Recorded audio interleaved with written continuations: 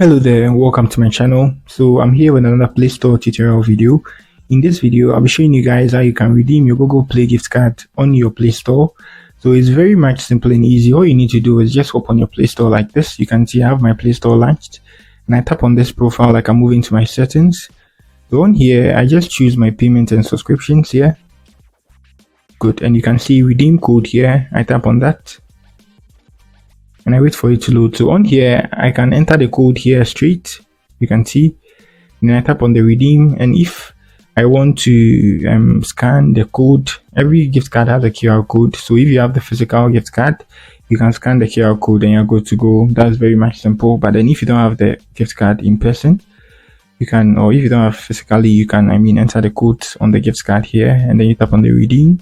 So that's how it's going to be. So they're just going to check the code for the validity, and if it's valid, you're going to redeem it in your Google Play Store balance.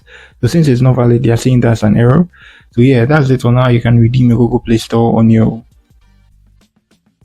Google Play gift card on your Google Play Store. So if you are new here, try to give me a like and then subscribe to my channel. That's it for the video. Peace.